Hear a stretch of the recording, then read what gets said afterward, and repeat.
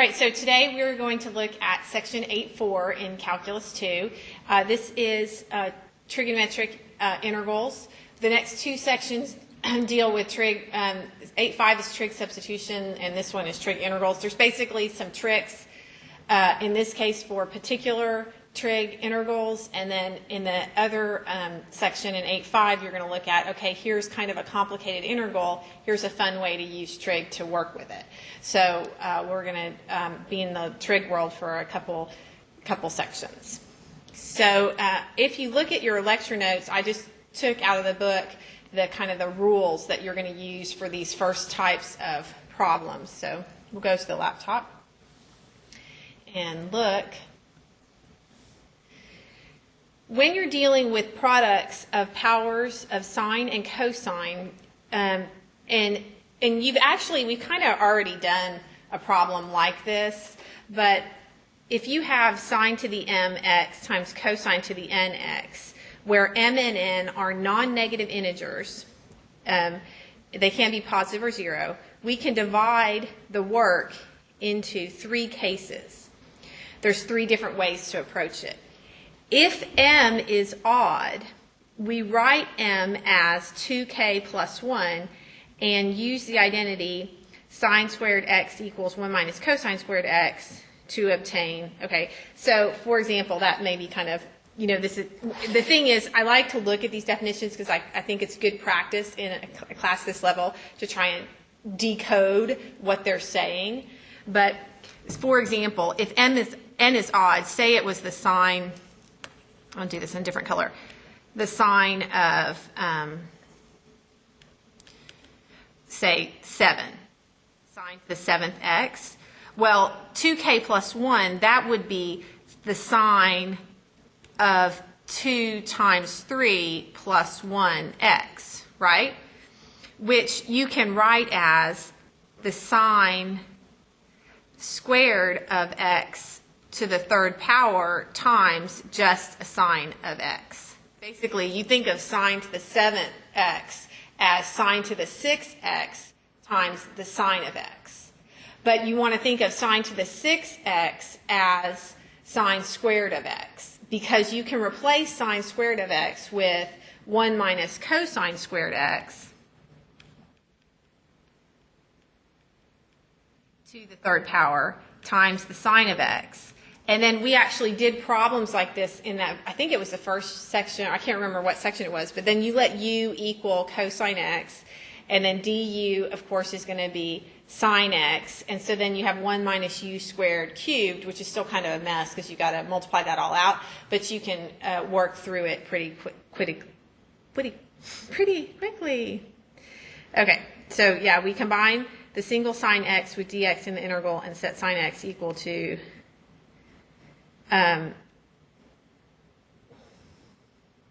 negative d cosine x. Yeah, just that's basically.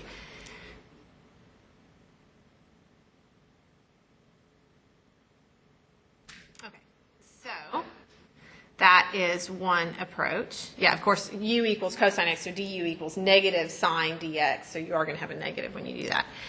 Now, if m is even and n is odd, okay, so m is even, so your sine power is even and your cosine power is odd, we write n as 2k plus 1, and we use the identity cosine squared x equals 1 minus sine squared x, and it's a very similar argument. You're going to let u equal sine x, and then du equals cosine x dx, and you just work it through. Now, if both m and n are even, then you use these formulas, which are, I call those Wayne Duncan's favorite formulas, to reduce the integrand to 1 in lower powers of cosine of 2x. Okay, so we'll see how to do that as we look at some examples. But those are our strategies for working these problems. So let's do a few problems to help us work this. Let's look at some examples.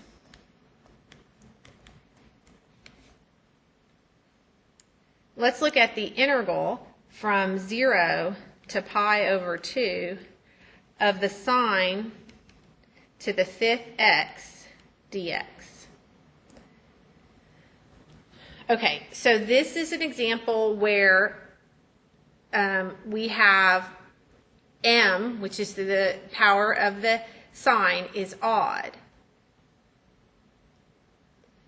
So we will write this as the integral from 0 to pi over 2 of sine squared x squared times the sine of x dx, right? Okay, and then we will use the substitution for sine squared x. It is 1 minus cosine squared x, 1 minus cosine squared x squared times the sine of x dx. So u equals cosine x, du will then be negative sine x dx, which is almost what we have right there. We'll just have a negative. So this is going to be the opposite of the integral from 0 to pi over 2, 1 minus u squared squared du. And so this is the opposite of the integral from 0 to pi over 2. This is going to be 1 minus 2u squared plus u to the 4th du, which is u minus 2u cubed over 3 plus u to the 5th over 5. And, you know, I could change my limits. I think I'm going to, because then I don't have to go back in. So if I go here and change my limits, when x is 0, u will be 1. And when x is pi over 2, u will be 0. So this will go from 1 to 0. So then this is actually going to be, when I play, it'll be the opposite. And then this is just going to be 0 minus 1 minus 2/3 plus 1/5. And so this is the opposite of negative, let's see, that's 1/3, right? And then 1/3 plus 1/5, that's 15, that's 5 and 3, so that's 8/15 is your answer. Okay? So that was, I guess, fun. Yeah. I think this can you swap your limits around and just change it to positive? Yes, yeah. Absolutely. Yeah, and that's probably, if you had made that positive, it can go from 0 to 1. Absolutely. It's a good question. It probably would have been simpler. Okay, so that was pretty fun, right? Do you kind of get the hang of that? You get the idea on that? So let's try maybe one that's a little bit more exciting. Let's look at another one. That one's kind of real similar to one that we already did. The integral from 0 to pi, and let's do 8 sine to the 4th y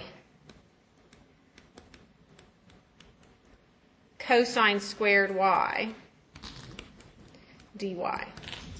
Okay, so this falls into the category of they're both even, and you're going to use those formulas there. Okay, so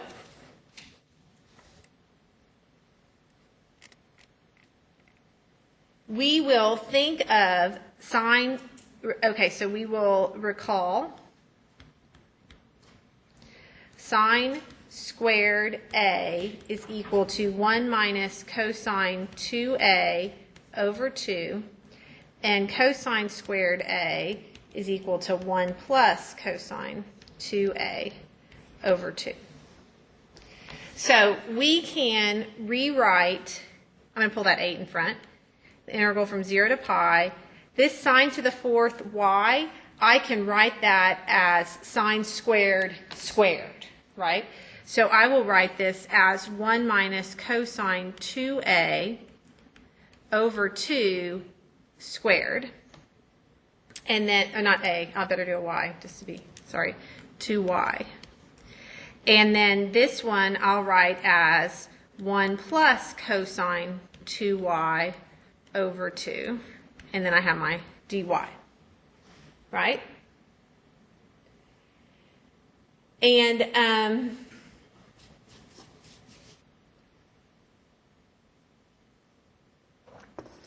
then I can just sort of work to clean this up a bit. Let's see. For example, this is, I could take out, I really want to, what do I want to do? This is a fourth times a half. Do y'all see that in your number? And so that's going to cancel with that 8, right? So we have 0 to pi. Really, we can think of this as 1 minus cosine 2y squared times 1 plus cosine 2y. Everybody see that? Because this is, in the denominator, it's 2 squared is 4 times 2, which is 8, and then it cancels with that 8. Okay, and then I can multiply this out. This is going to be 1 minus 2 cosine 2y minus cosine squared 2y, and then that's going to be multiplied by 1 plus cosine 2y dy. Yes, thank you. Okay, and then I can sort of FOIL some more, and I'll get 1 plus cosine 2y minus 2 cosine 2y minus 2 cosine squared 2y plus cosine squared 2y plus cosine cubed 2y dy. Okay, and then I can clean that up some more. I'll have 1 plus, all right, I've got a cosine 2y here and then a minus cosine 2y, so that can be minus cosine 2y. And then I've got a minus 2 cosine squared 2y and a cosine squared 2y, so that makes just minus cosine squared 2y. And then plus cosine cubed 2y dy. Fun? Yes. Okay. Then what you're going to do, this gets, sort of tedious, but what you're going to do on this one, you're going to use the formula again. Like this one and this integral of cosine 2y, you're ready to go on those two, right? So we can do the integral from 0 to pi of 1 dy, and then we can do the integral from 0 to pi of cosine 2y. But on this one, I'm going to need to use my formula again. So I'm going to think of that as the integral from 0 to pi of 1 plus cosine what?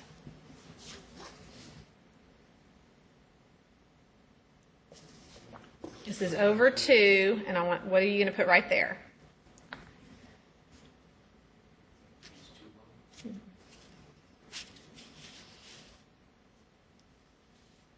I got a vote for 2y. Brandon, what do you think is going to go right there?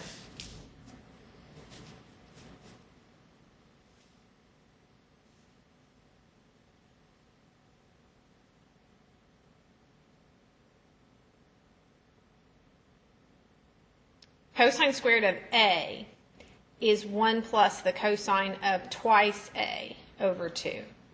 So if your a is 2y, then you're going to write it as 1 plus the cosine of 2 times 2y over 2. So you're actually going to put a 4y.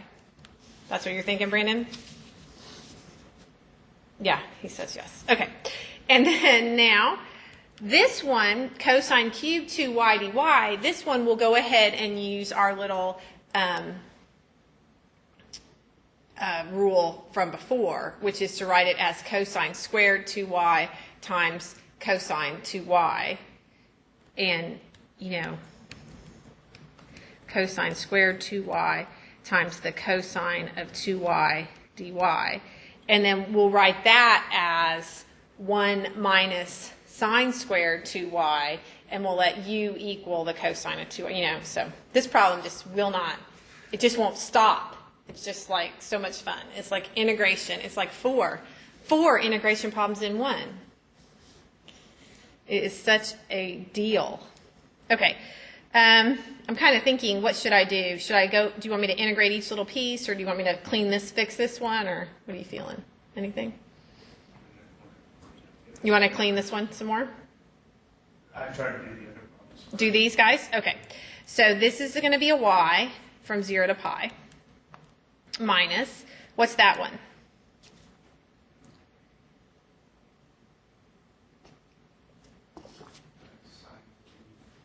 Sine 2y over 2 from 0 to pi, right? Minus, I'm going to pull this 1/2 in front just to make me happier. All right, this is just going to be a y, and that's going to be plus sine 4y over 4. And that's going to be from 0 to pi, right? Then we still have this integral from 0 to pi. I'm going to write this as 1 minus sine squared 2y times the cosine of 2y dy. Oh, sorry. 2y dy.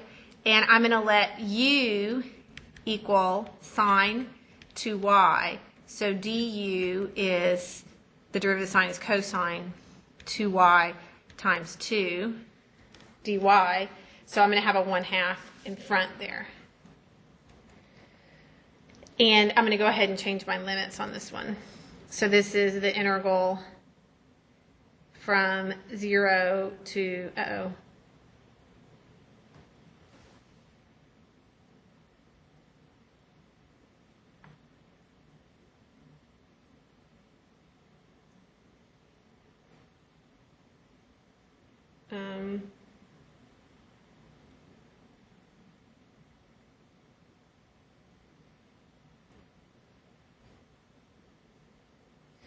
I was thinking, if I change my limits, do I not get the integral from 0 to 0?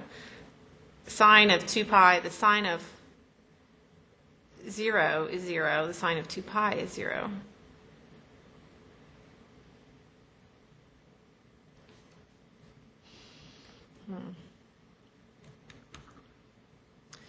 All right, so I guess I can't change. Okay, so this is going to be 1 minus u squared. Oh, that's strange. Du with a 1/2 in front. Okay. All right, so then coming in here, this is just going to be pi. Well, I guess maybe I should finish this one up. So this is 1/2. This is going to be u minus u cubed over 3,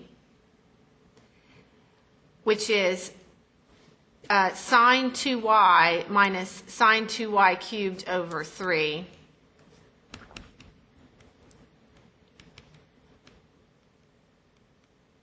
Sine cubed 2y over 3 evaluated from 0 to pi. Yeah, it does look like that's just going to be, all of that's just going to be 0. So it doesn't even matter. Isn't that funny? Because if you put pi in here, you get 0, and if you put 0 in there, you get 0, right? So that's just 0. So whatever, that was not very much help. Okay, so this is going to be pi here, minus 0, minus, all right, the sine of 2 pi, well, here we got another 0. This problem's not very much fun at all. This is a bunch of 0. All this work for nothing. I know, I was just waiting to say that. Minus, I got a pi here, and there's a bunch of 0, and a 0. God. The whole answer here is pi over 2. Right, because we got a pi minus half a pi. So it really wasn't that bad. It was kind of, I can't see, Brandon, whether you're smiling or not. I don't know. I don't know. Do you find this as fun as I do? Not really. Okay. Let's look at maybe a little bit more exciting one. Let's look at a problem with a square root in it. That could be fun. So this is going to be example 3.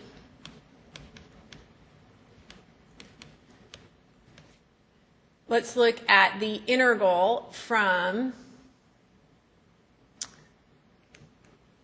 negative pi over 4 to pi over 4 of the square root of secant squared x minus 1 dx. Let's see if we can handle that problem.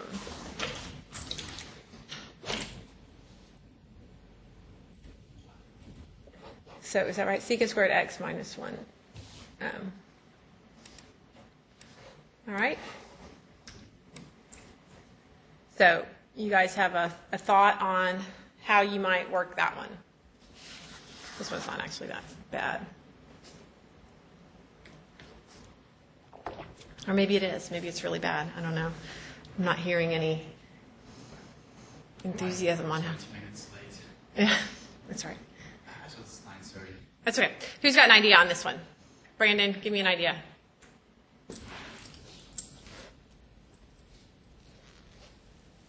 I got nothing? Are you not talking to me today? Are you mad at me? No, I have ideas, but Oh, well, then share your ideas.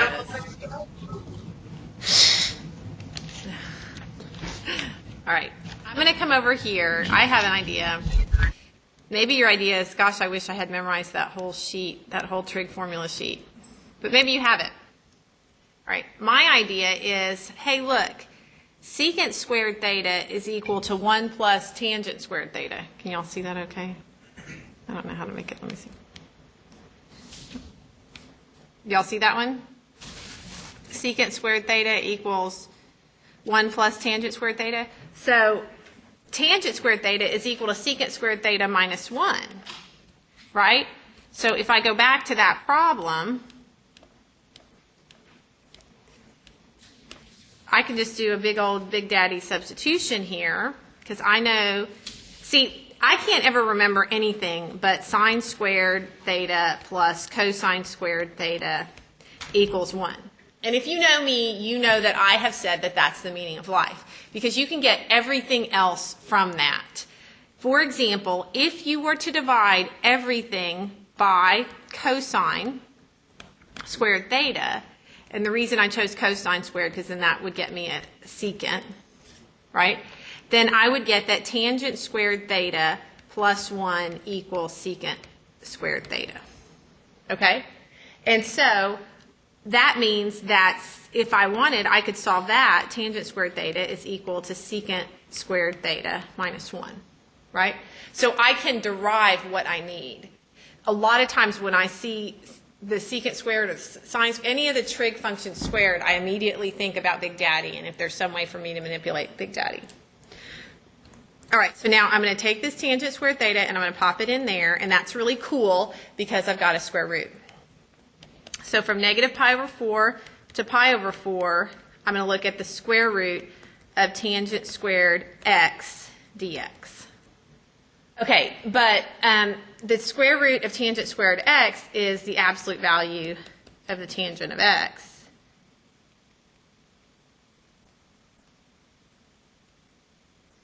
Now, we are looking, let's see, and this is actually one where you have to do some thinking. You have to take into account this whole absolute value thing. Because from negative pi over 4 to pi over 4, tangent is actually negative for part of that, right? Tangent is negative from negative pi over 4 to 0. So you're going to have to split this integral up and make it positive on the part where it's negative. Okay, so you're going to need to think about this being the integral, the opposite of the integral from negative pi over 4 to 0 times the tangent of x plus the integral from 0 to pi over 4 times the tangent of x. Are y'all okay? We haven't really ever looked at one like that before. But see, the problem is that when you take the square root of something squared, you have an absolute value. It has to be positive. Well, and a lot of times it seems like we just say, oh, but it is positive over this interval, so I'm just going to drop these absolute values. Well, that didn't happen in this case because on the interval from negative pi over 4 to pi over 4, the tangent, that's in the like the fourth and the first quadrant, and the tangent is negative from negative pi over 4 to 0. So in order to force that to be positive, you have to put that negative sign right there and split up your integrand. Okay, now your sheet should tell you what the derivative of the antiderivative of the tangent is. It is the natural log of the secant. So we can write this as the opposite of the ln of the absolute value of the secant of x from negative pi over 4 to 0 plus the ln of the secant of x from 0 to pi over 4, right? Okay.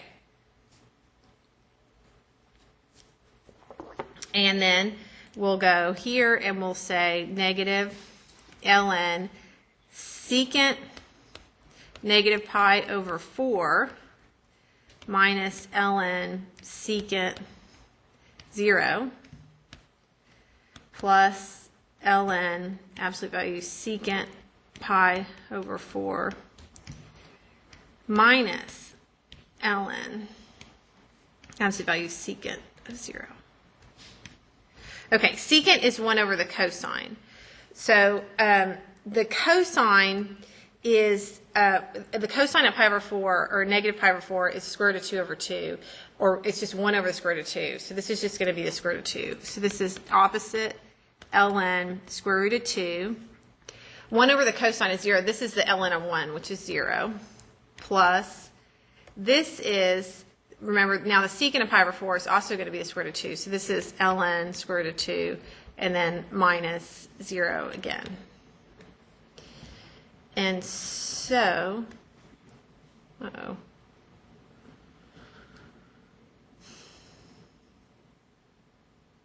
I don't want to have a negative. Oh, I did my order wrong here, didn't I? Sorry. I should have put the 0 in and then the negative pi over 4 because I had to switch that. So these switch. 0 minus ln square root of 2. Okay, and so basically I have 2 ln square root 2, right? But who can clean that? Who's going to be the pre-calculus man? You can think of this as ln square root of 2 squared, right? Because with the power rule, and then that is just ln 2. You're the man. Good for you. I rock. I'm so awesome. Okay, so let's try another one. Let's do, oh, here, this one looks fun. Let's mix it up a little more. Let's do,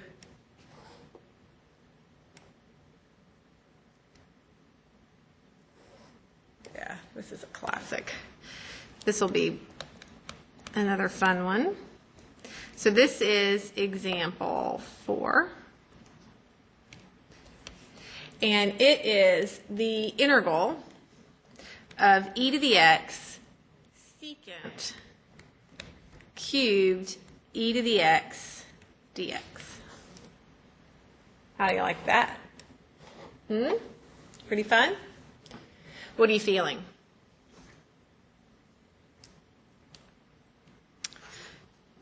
Partial, no, what's that technique called? It's already gone. UV minus the voodoo, the integral of the voodoo. What's it called?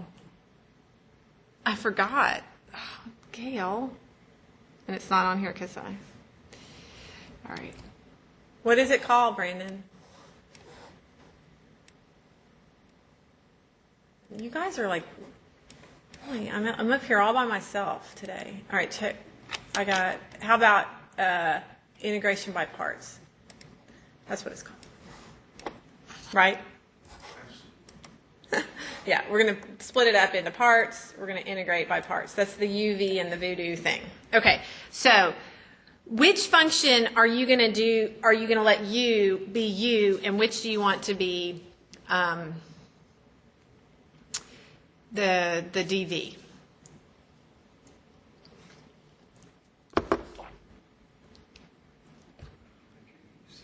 Thank you.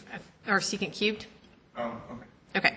I can't even do any of what I learned in this section yet because first and I'm going to talk about what you said. Okay, so Scott said, what about letting u equal, I think were you maybe thinking secant squared and then with a secant, or did you just say the secant squared? Secant squared with the secant. Yeah, we can't do that yet because of this persnickety e to the x here. So we got to deal with that before we can do anything with that and with anything else. So we're going to do integration by parts. We're going to let u equal the secant cubed e to the x, and then that means that dv will have to be e to the x dx. All right? So then du is what? What's the derivative of the secant?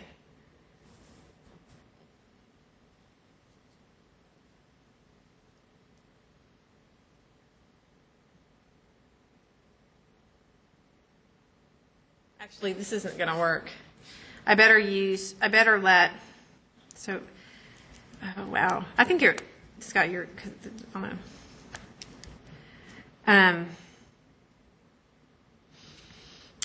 What I better do is, you really have to kind of think, if you were to split this up,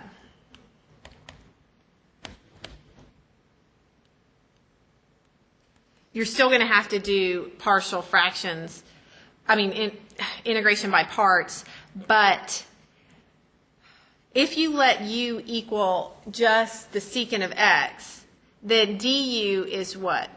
Do you guys remember? Why should we let dv equal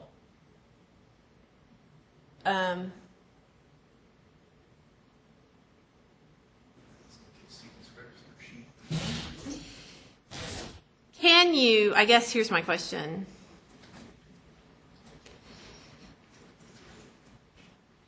Can you integrate this? E to the x secant squared e to the x. Can you integrate that?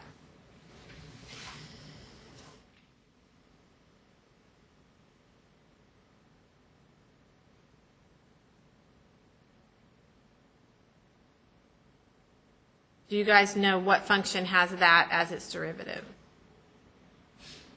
Your conference is scheduled to end in 2 minutes.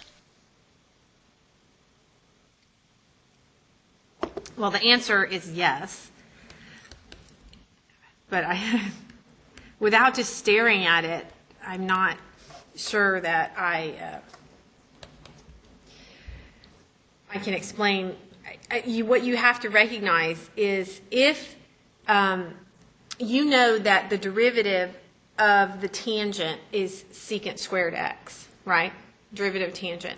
So if you had tangent e to the x, what would its derivative be? It would be secant squared e to the x times e to the x because of the chain rule, and the derivative of e to the x is e to the x. You see what I'm saying? So this v is going to be just plain old tangent of e to the x. But I don't know how to really explain that without just saying you have to stare at it for a while and maybe it'll come to you. So on some of these problems, it's like you just look at them for a while. All right, now our u then is going to be secant e to the x, and so then our du is going to be what? What's the derivative of secant e to the x?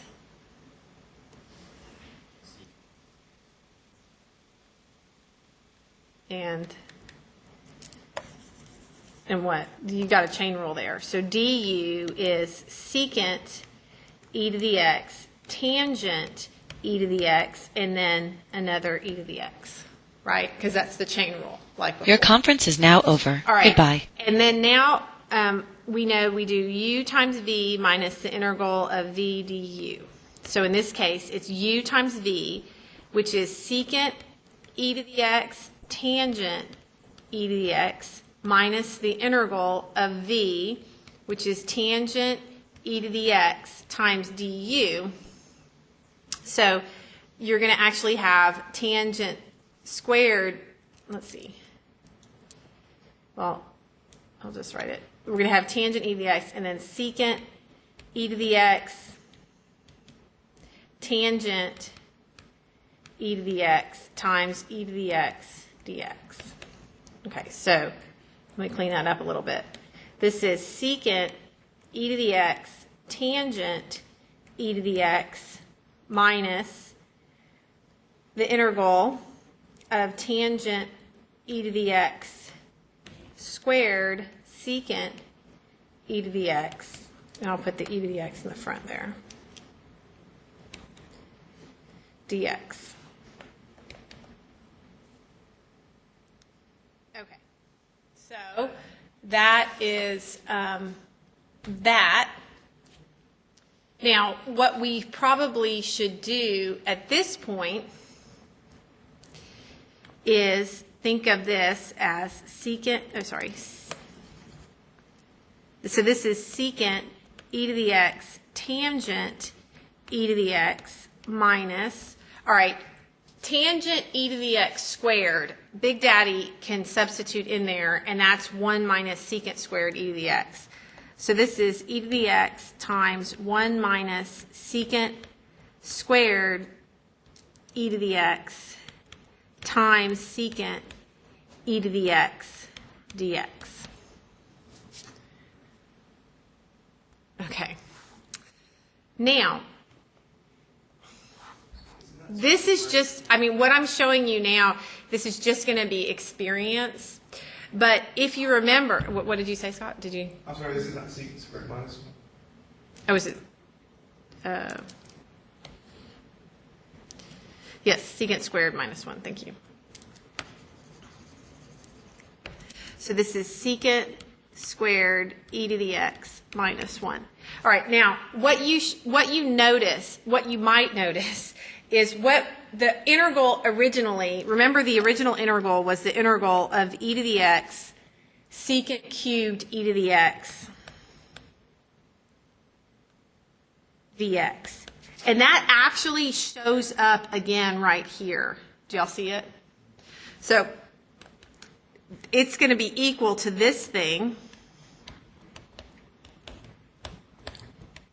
minus, all right, the integral of e to the x secant cubed e to the x dx minus the integral of e to the x, or actually it'll be plus because of that minus, plus e to the x secant e to the x dx.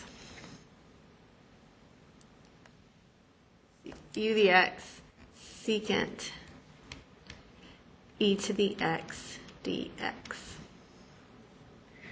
Okay, and so these right here, this one and this one are the same animal, so I can actually move that over and I'll have 2 of them on that side.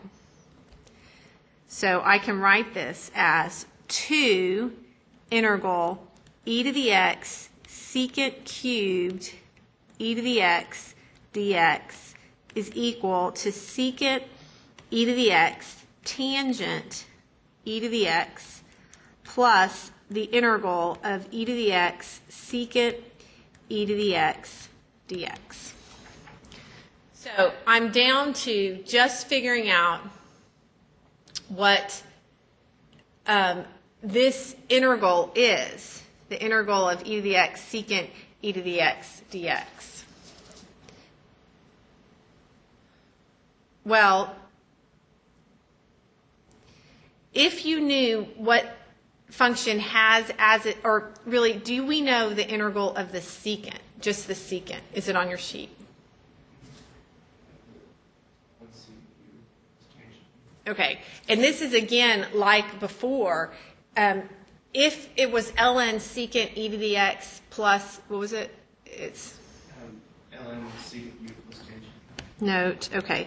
The integral of secant u du is equal to ln and then absolute value secant u plus tangent u, or just Secant u plus tangent u all absolute value.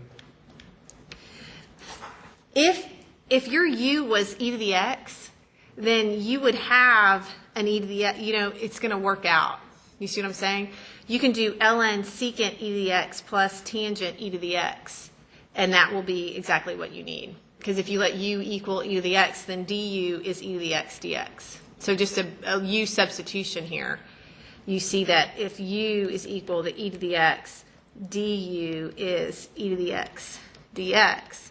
So this integral is just going to be ln secant e to the x plus tangent e to the x. So that's just a basic u substitution, although it looks, it doesn't look right, but it is just a u substitution. All right, so we have 2 antiderivative e to the x secant cubed e to the x dx equals secant e to the x tangent e to the x plus the ln of the absolute value of secant e to the x plus tangent e to the x. All right, and so finally, what do? All we have to do is divide by 2. So the integral of e to the x secant cubed e to the x dx is equal to 1/2 all of this stuff.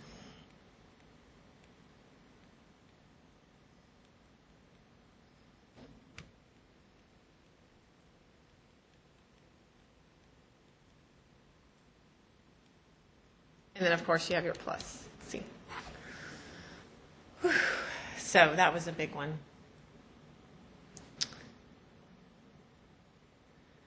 All right. I think that's probably pretty good for this section. I mean, you're just going to have different things. You may have one with a tangent, or, I don't know. I wonder if I should do one more. Do one with you want to see one with a tangent? Would that be fun? Or are y'all tired? I guess I could do one more. You can always stop the video if you've had enough. It's y'all that came and have to sit through this. So I will do,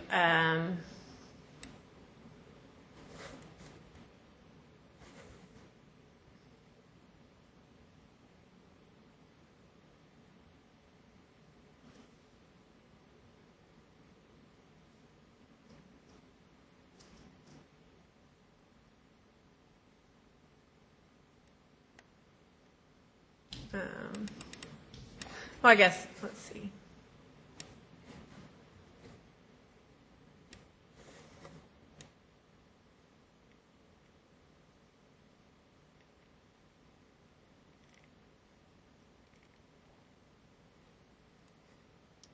Let's do one like this. What example is this? This is example 5.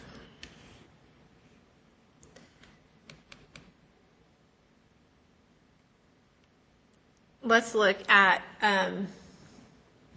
the integral from 0 to pi over 2 of sine 2x cosine 3x dx.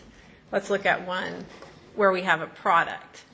Okay, so this is this example.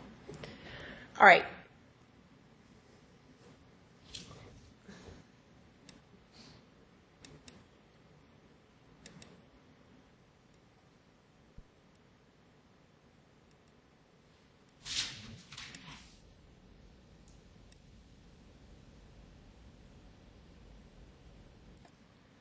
Sorry, I'm getting lost in my notes.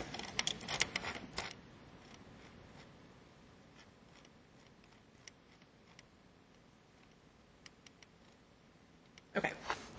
So does anybody have an idea of how you would, well, I don't, what I'm going to what I'm going to do is talk to you about the sum to product rules, which you may not have looked at in a while since trig.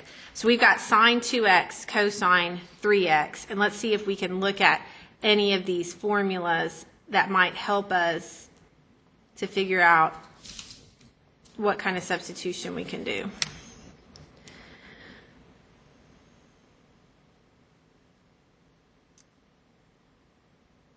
Okay.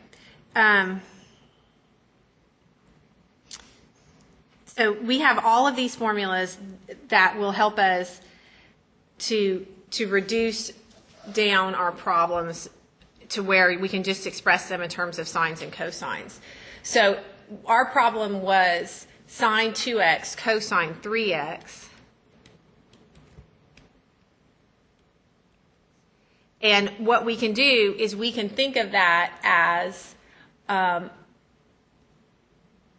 using this formula, sine 2x, cosine 3x, we can think of this as 1/2 times the sine of 2x plus 3x plus the sine of 3x minus 2x.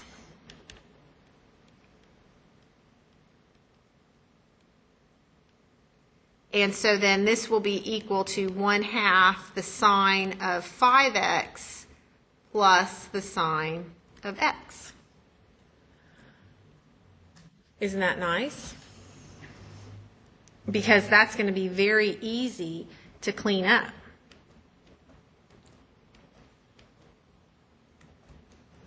We can then write this using product to sum formula, which is on your sheet, as the integral from 0 to pi over 2 of 1/2 times the sine of 5x plus the sine of x dx. All right, and let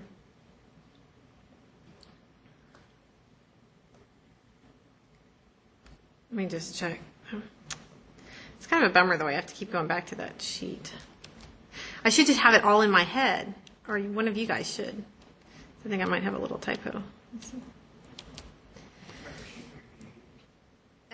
It's actually, my A is 2x. So here's my typo. That's my A and that's my B. So this is 2x plus 3x is fine. That's 5x. But it's A minus B, 2x minus 3x. That's negative. See? Had a little typo there. Sorry. So I will go back here, and I will make this negative. Okay, now this is easy, right? What is the antiderivative of the sine of 5x? Careful. Negative cosine 5x over 5. And then this will be minus, but then there's a negative, so it's going to be plus cosine negative x. And that's going to be evaluated from 0 to pi over 2. And so we're going to have a 1/2 here. And then when we plug pi over 2 in, that's negative cosine 5 pi over 2 over 5 plus the cosine of negative pi over 2. And then minus, we're going to have negative cosine 0 over 5 plus the cosine of 0. So this is 1/2. And then the cosine of 5 pi over 2 is, that's 0. And the cosine of pi over 2 is 0. Minus the cosine of 0 is 1. So this is negative 1/5 plus the cosine of 0, which is 1. So this is 4/5. So this will be negative 4/5. So this is going to be 1/2 times negative 4/5 or negative 2/5. Okay. Now, see, this problem could have been done with your calculator because it was definite from 0 to pi over 2. And, but, you would miss out on all that integration fun. Remember, doing these problems, the goal is not so much the answer, but the journey. Yeah, because you're practicing some algebra and trig and stuff that you haven't thought of in a while. So remember that when you're doing your homework. If you're just trying to get 100, you're really not accomplishing anything, and you will pay for it later when you get to a course where there's not a calculator for it. Okay, so part of this right now, what you're doing is this is the abdominal work, for your future studies. I don't know if that's a very good motivation. I was reading an article about, have y'all heard about that superconducting super collider that's in France that they've just opened, and it's really, they just do physics for the sake of physics. And, it's like, this is kind of what this is. I mean, this is math. This is integration for the sake of integration. So try to enjoy the problems. Don't just try to get the right answer. You're going to miss the point. But that some of college is about, just experiencing what your mind can put together with what you've learned. All right, so that's it for today.